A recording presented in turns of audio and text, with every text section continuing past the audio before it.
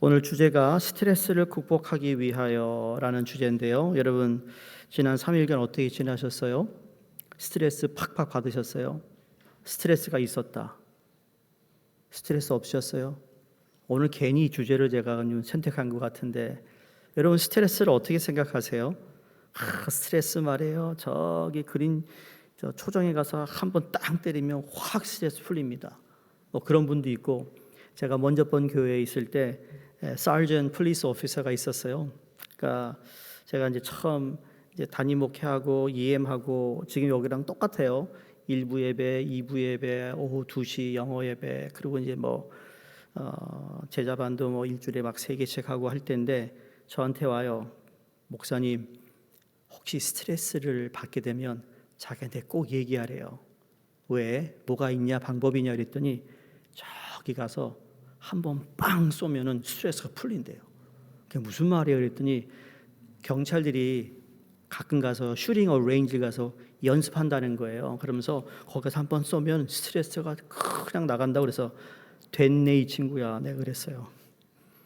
야, 목사가 말이야 스트레스 받는다고 슈팅 레인지 가서 한번 총 한번 쏜다는 소문 들려보세요. 별의별 얘기가 날 겁니다. 그 목사님 말이야 총이 있대. 재미있는 얘기 있어요. 말레이시아에 선교사로 가신 목사님 계신데 후배 목사님인데 선교지 나가셔서 제가 처음으로 방문한 목사입니다. 그러니까 그 외지에서 혼자 이렇게 선교하는데 제가 그때 이제 선교를 돕는 곳들을 한번 탐방한 적이 있어요. 그래서 거기 갔다가 그 이제 목사님 아들 딸이 어린 아이인데 이제 그 안식년을 맞이해서 LA로 왔다가 또 뉴욕도 그럼 왔다 가라 그래서 한 일주일 동안 교회에서 재우고 또 이렇게 해서 교회 미니밴 내주면서 일주일 동안 푹 쉬라고. 처음에 제가 이제 공항에서 픽업해가지고 우리 집사람을 같이 픽업했어요. 뉴욕을 처음 온 거예요, 어린 아이들이. 그러니까는 뉴욕에 대한 그 뭐랄까요, 두려움 막 이런 게 많아요. 그래서 뉴욕 안 무서워. 그러면서 뉴욕에 사는 사람은 총 하나씩 가지고 있다. 일부러 그렇게 겁을 준 거예요. 그랬더니 그 아이가 저희를 볼 때마다 총 있는 목사님. 그 이번 PK 수련회 때 만났어요. 이제 고등학교 11학년이 되는데 너 나 총 있는 거 알아? 그랬더니 에이 거짓말이잖아요. 맞아, 거짓말이야, 거짓말. 근데 얘가 한동안 믿었대요. 가가지고 야 뉴욕에 어느 목사님 총이 있다라고. 그러니까 참 말이 이상하게 번지면 안 되는데 어쨌든 스트레스를 어떻게 푸느냐. 여러분 스트레스를 어떻게 푸세요? 장로님도 어떻게 스트레스 푸세요? 권사님도 어떻게 스트레스 푸세요? 어떻게 스트레스 푸세요? 잠잔다, 먹는다, 별의별 방법이 있겠죠. 우리 믿는 사람들은 스트레스를 어떻게 풀어야 할까? 스트레스를 어떻게 극복해야 될까? 자, 스트레스는 다양한 신체적, 정신적 증상을 유발할 수 있다고 하죠. 신체적으로는 피로, 두통, 불면증, 소화불량 등이 나타날 수 있고, 정신적으로는 불안함, 초조함, 집중력 저하, 또 감정 기복이 등이 나타날 수 있습니다. 근데 이러한 증상이 지속되면 어떤 현상이 나타나는가?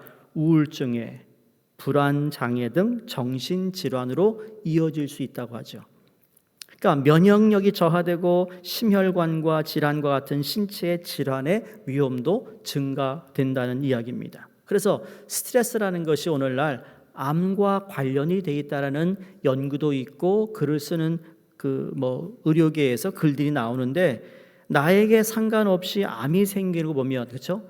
나이에 상관이 과거에는 연세 드신 분들이 노후에서 암이 생겼는데 요새는 20대도 걸리고 10대도 걸리고 그러고 보면 스트레스가 맞구나라는 생각이 듭니다.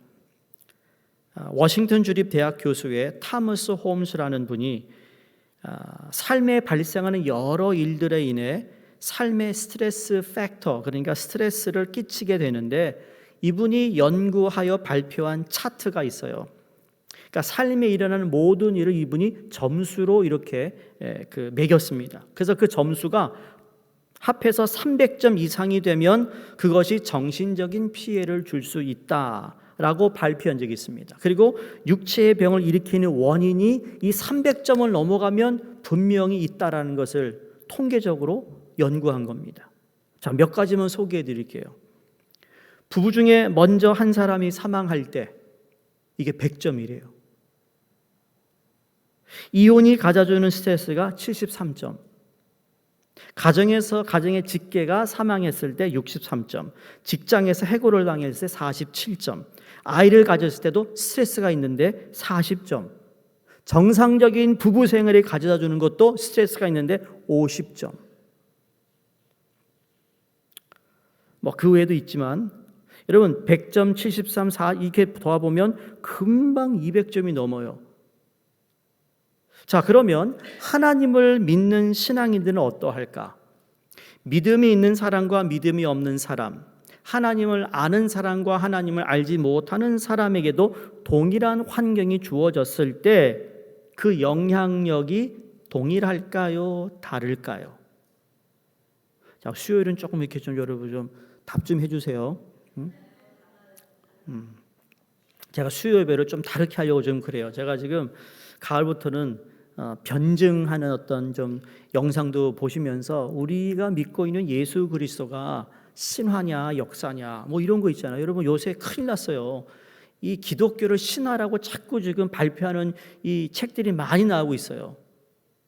과거에도 있었는데 아주 심해지고 있다니까요. 우리가 살고 있는 이 사회 구조가 반기독교 사회로 변하고 있어요.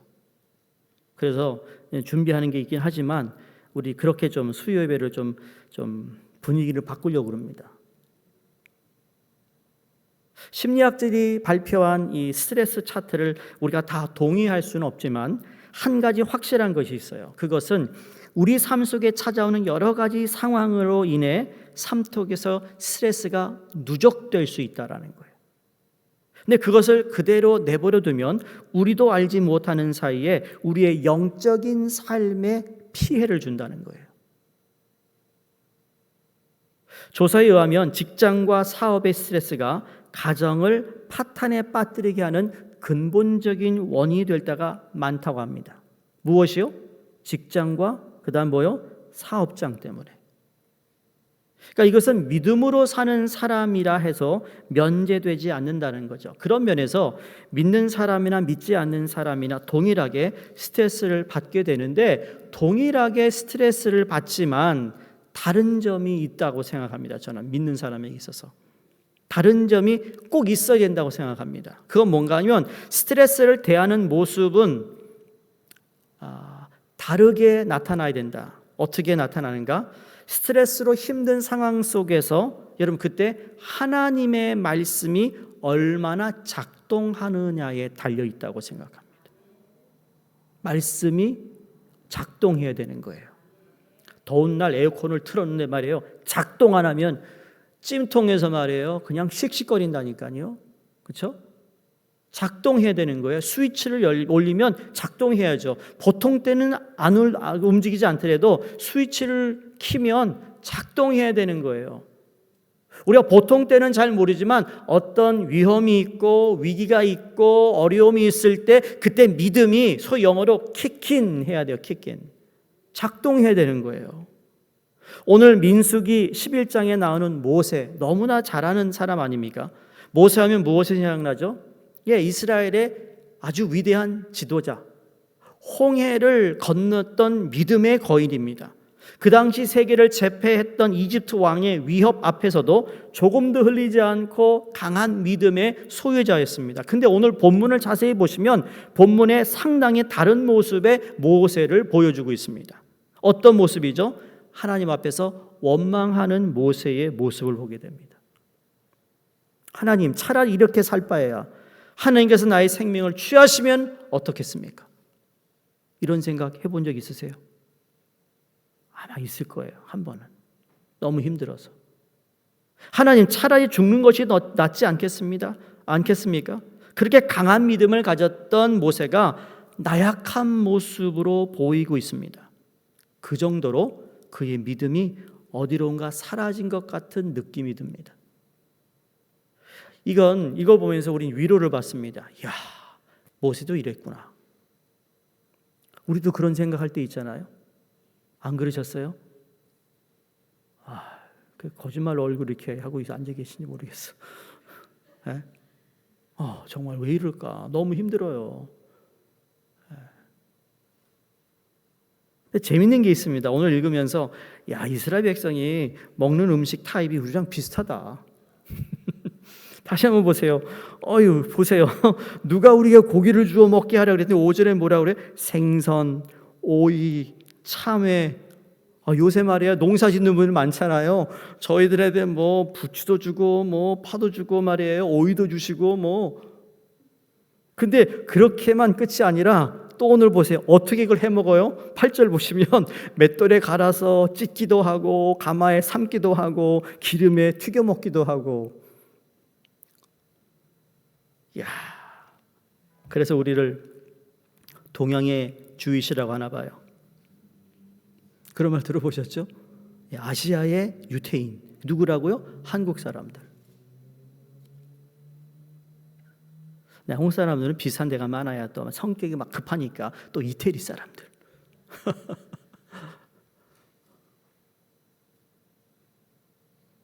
잘 모르겠습니다만 출애굽하여 약속의 땅을 향하여 가면서 이스라엘 백성들이 늘어놓은 불평과 불만을 대하다가 지금 모세도 자신도 모르게 스트레스가 누적된 것 같은 그런 모습을 발견한다는 겁니다.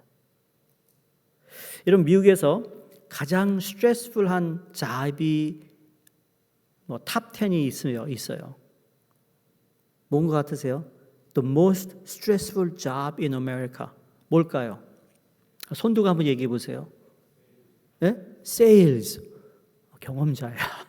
Sales. 그리고요? 예? 닥터? 돈을 많이 벌어서 스트레스가 푹푹 날아갈 것 같아요. 또 누구 있어요? Resident nurse래요. 네. nurse가 스트레스가 되게 많대요. 또요? 누가 있을까요? 순경이요? 순경 오랜만에 들어보는데 순경. 야, 순경. 또요? 목사님. 근데 탑 10에 목사는 안 들어가더라고요. 또 누가 있을까요? 누가 그러더라. 저한테 후배가 목사님 스트레스 받으면 어떻게 푸냐?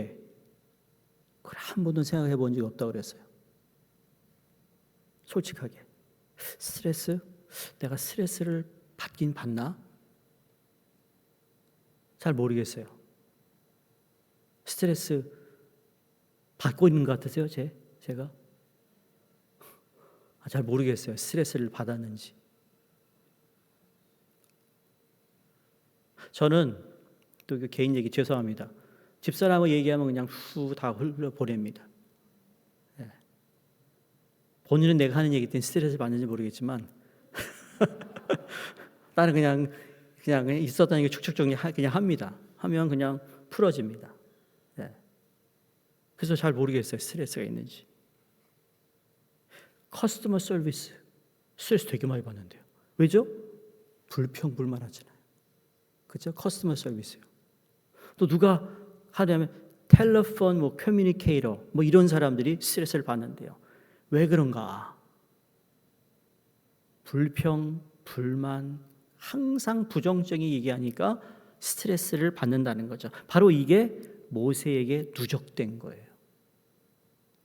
믿음의 사람도 여러분 이 모세의 위치에 놓고 한번 생각해 볼 때 학자들이 추측하기를 모세와 함께 약속의 땅으로 향했던 사람들의 숫자가 아이들과 유부녀를 포함하면 한 250만 명이라고 하잖아요. 대단한 숫자예요. 지금 모세가 가는 길은 지도가 없는 땅입니다.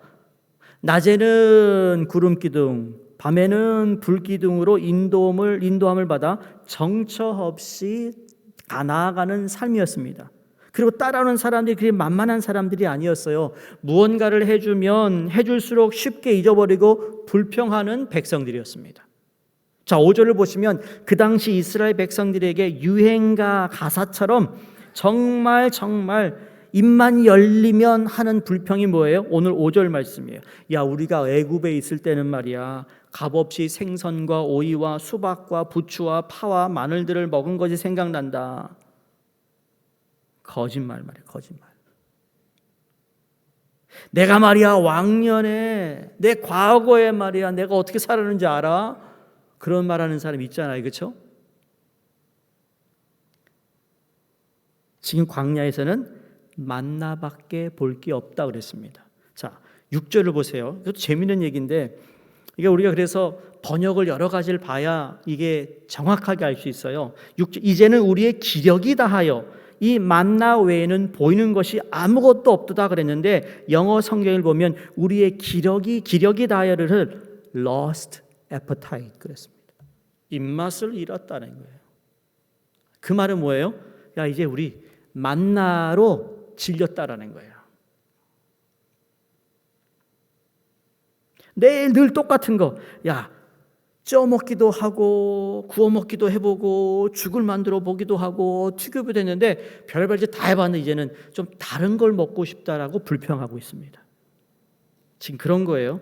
자, 여러분과 저 같으면 어떻게 했어요? 365일 만나만 먹었다. 그래도 우리 한국 사람들은, 제가 우리 애들한테도 그래요. 야, aren't you glad you born as Korean? 너 한국 사람 태어나는 게 얼마나 감사한 줄 아냐 그랬어요. 그래서 왜 그러냐요? 야, 너 항상 네 친구랑 나가면 백인인데 걔 매일 치킨만 먹는다며.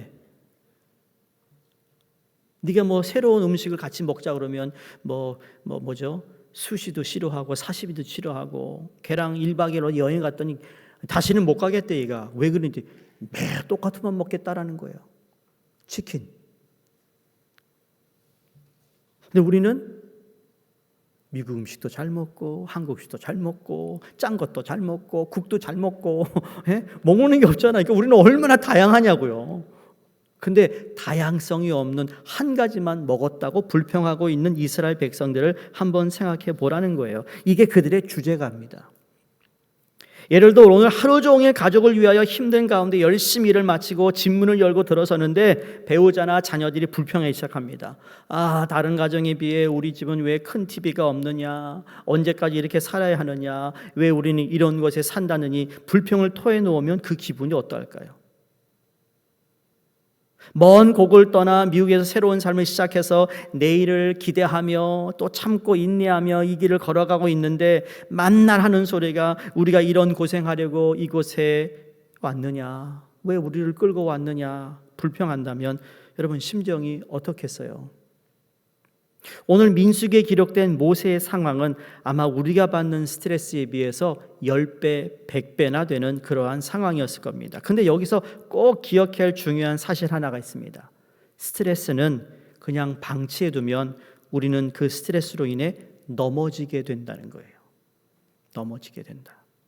그래서 바라기는 오늘 말씀을 통해 우리들이 피할 수 없는 환경을 만나 스트레스를 받게 될 경우 어떻게 그러한 스트레스를 극복할 것이에 대해서 오늘 본문이 우리에게 말씀해주고 있다라는 거죠. 우리가 아무리 믿음이 좋다 하더라도 이런 모세의 믿음보다 더 뛰어난 믿음을 가졌다고 하는 분이 있을까요? 뭐 믿음이 좋다 하던 모세마저도 삶 속에서 찾아오는 스트레스의 원인이 되는 것을 처리하지 않아 내버려 두었더니 그 모습이 어떻게 합니까? 하나님 앞에 날 좀 데려가 주세요.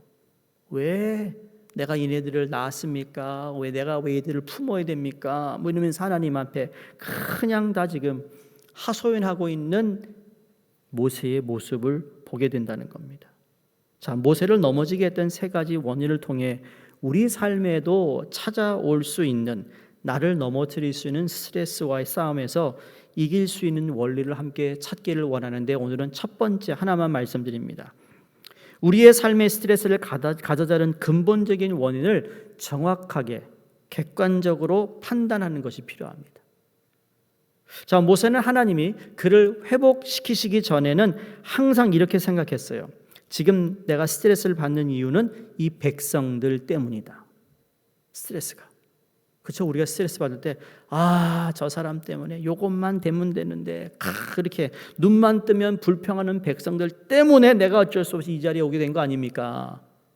이렇게 얘기했어요. 그래서 모세의 하소연을 여러분 잘 이렇게 종합해 보면 하나님 나에게 이러한 사람을 맡기지 않았습니까? 하나님 나를 이런 상황에 왜 세우셨습니까? 하나님 제가 어쩔 수 없이 이렇게 될 수밖에 없지 않습니까? 라는 모세의 하소연이에요. 그래 놀랍게도 근본적인 원인이 이스라엘 백성이 아니라는 거예요. 하나님은 야 너 스트레스의 근본적인 원인은 이스라엘 백성이 아니야. 소위 이거를 yes and no예요. 맞는데 아닌 거예요. 그럴 것 같은데 아니라는 거죠. 자 보세요. 모세가 넘어지게 된 근본적인 이유는 주위에서 불평하는 사람들 때문이 아니었어요. 근본적인 원인은 모세가 지금 자기의 삶의 목적이 무엇이었는지를 혼돈했기 때문이에요. 자기의 삶의 목적을 잠시 잊고 있었던 것이라는 거예요. 자, 하나님께서 모세를 하나님의 종으로 부르실 때 모세로 하여금 그 이스라엘 백성들에게 인정받는 지도자가 되게끔 하기 위해 모세를 세우셨습니까? 아닙니까? 아닌 거예요. 이스라엘 백성들에게 진정한 위대한 지도자로서의 인정을 받게 하기 위해 모세를 세운 게 아니었어요. 하나님이 모세라는 사람을 부르고 그의 인생 목적이 무엇인가 하면 하나님이 주신 일을 감당함을 통해 하나님을 영화롭게 하고 하나님을 기쁘게 하는 그런 인생이 되게 하기 위해 모세를 불렀어요.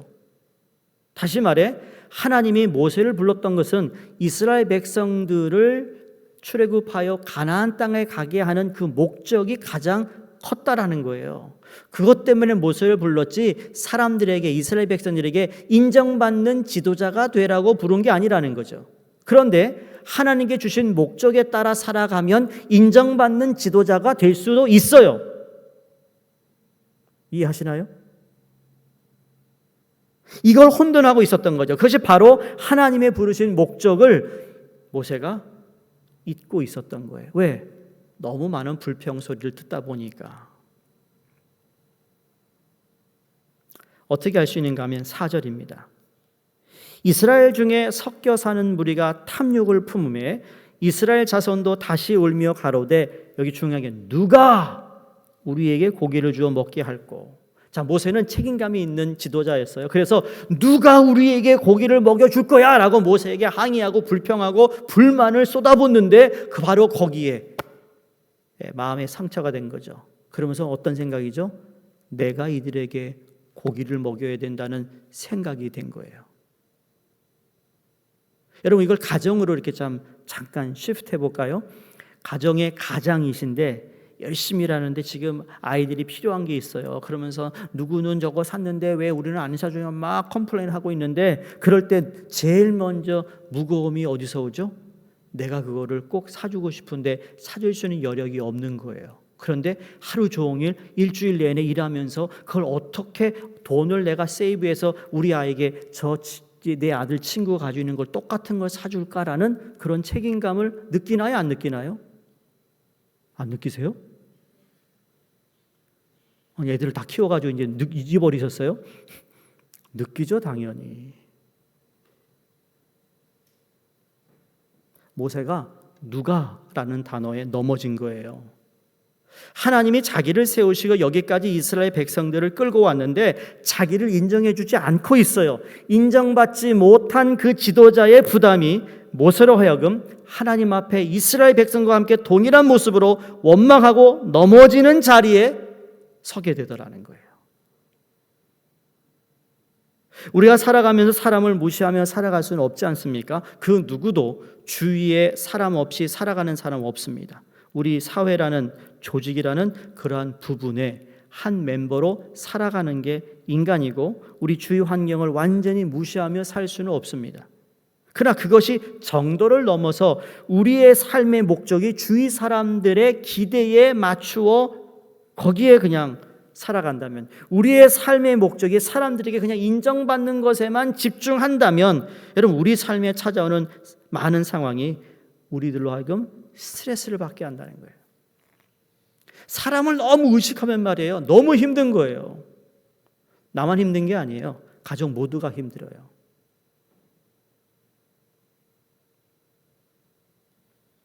이 땅에 존재하는 생명이 있는 것 가운데 가장 만족시키기 어려운 게 누굴까요?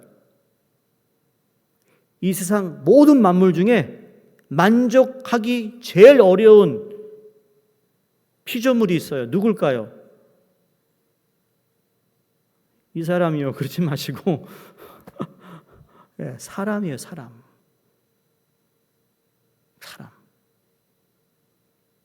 진짜 그런 것 같아요. 예수님께서 이 부분을 잘 알고 계셨어요. 하나님이시면서 육신의 몸을 입고 이 땅에 오신 예수님조차도 사람들을 다 만족시킬 수 없다라는 걸 아셨어요. 여러분, 예수님의 발자취를 한번 살펴보면 예수님이 핍박을 당했던 이유가 무엇이라고 생각하세요? 주위 사람들이 원하는 것을 예수님이 하시지 않았어요. 첫 번째로는 종교 지도자들이 원하는 것을 예수님께서 하지 않았어요. 또는 먹을 것을 제공해 주는 그러한 왕이 되어 달라는 요구를 예수님이 들어주지 않았어요. 왜냐하면 그것이 예수님이 이 땅에 오신 목적이 아니었기 때문이에요. 예수님의 삶의 공생의 목적은 빵을 만들어 주거나 사람들의 인기를 위해서 거기에 맞춰 주거나 인정을 받기 위해서 그냥 타협하거나 이게 예수님의 목적이 아니었기 때문이에요. 예수님 공생의 가운데 제자들에게 얼마나 기억하기를 원했던 교훈 중에 하나가 뭘까요? 너희들의 삶의 목적이 사람들을 기쁘게 하고 사람들로부터 인정받는 것이 아니다라는 것을 기억하라고 그랬어요. 그래서 내가 너희를 보낼 때 사자의 우리에 너희를 보내는 것 같다.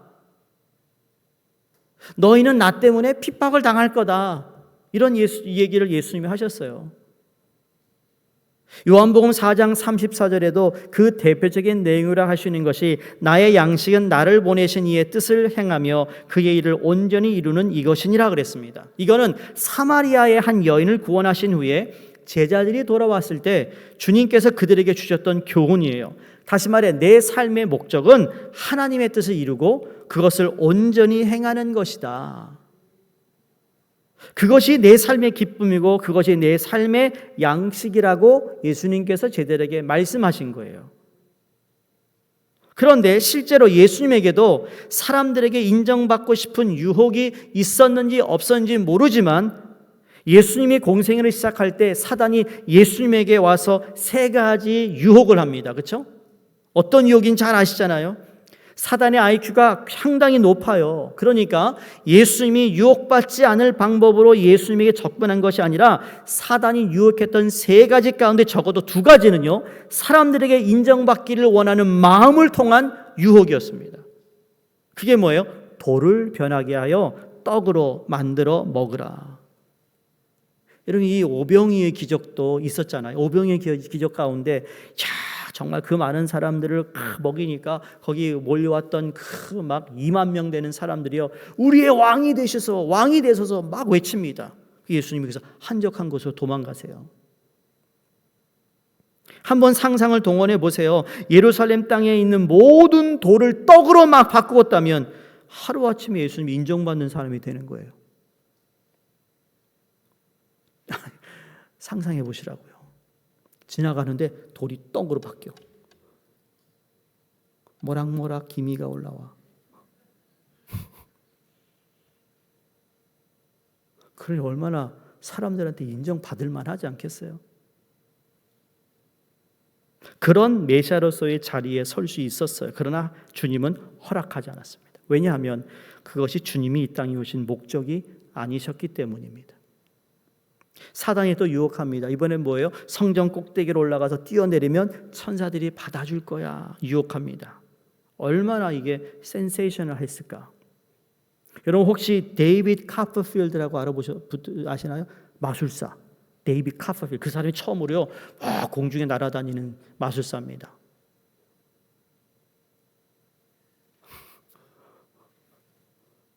그 사람이 가는 곳 사람들이 엄청나게 몰려듭니다.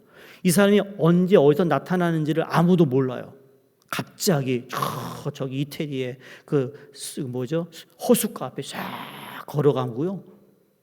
이 사람이 진짜 이게 하는 건가 아닌지 모르겠지만 엄청난 사람들이 군중들이 몰리는데 생각해 보세요. 예수님께서 높은 꼭대기에 서서 몸을 확 던졌는데 말이죠. 천사가 와서 예수님을 탁 받았어요. 사람들이 박수칠 겁니다. 예수님은 그렇게 하지 않았어요. 사단이 그러한 방법을 가지고 예수님께 접근했던 이유는 바로 그것이 예수님에게조차 유혹이 될 수 있는 조건이라는 것을 알았다라는 겁니다. 그런데 그러한 유혹을 주님이 무엇으로 물리치셨습니까? 하나님의 말씀으로.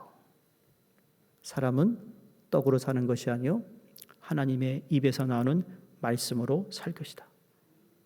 주 여호와 하나님을 시험하지 말라. 모든 유혹을 이길 수 있었던 이유, 그건 목적이 확실한 삶을 사셨기 때문입니다. 성도님들, 내 삶의 목적이 확실해야 됩니다. 목사가 목회를 하면서의 목회의 목적을 확실히 알아야 되는 것처럼 교회 장로님들이 장로님으로서의 역할의 목적이 무엇인지를 알아야 되는 것처럼 권사님들이 권사님의 직분의 목적이 무엇인지를 알아야 하는 것처럼 모든 성도가 왜 부름을 받아 하나님의 교회를 섬기며 하늘나라를 위하여 살아가야 되는 목적이 무엇인지를 알아야 유혹도 안 받고 스트레스도 떨쳐버릴 수 있다는 거죠. 왜? 우리는 그 스트레스를 제공해주는 그 요인 때문에 우리가 힘들어 하거든요. 그럼 힘들다면 조금 내려놓으면 되는 거예요. 다시 말해 조금 덜 벌라는 거예요. 네. 만약 그것이 돈과 연관이 된 거라면.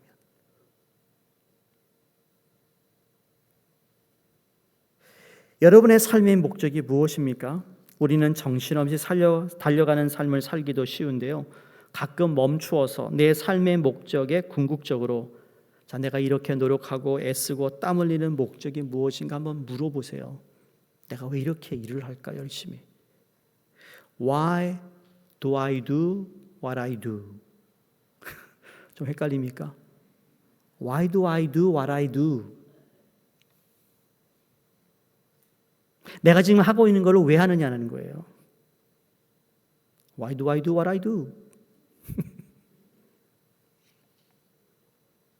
사람에게 인정받는 것, 그래서 우리 모두에게 중요한 겁니다. 필요합니다. 그러나 나의 가치를 사람들이 인정해 주는 것, 우리 모두에게 중요한 것은 맞습니다만 그 자체가 우리의 삶의 궁극적인 목적이 되면 안 된다는 겁니다.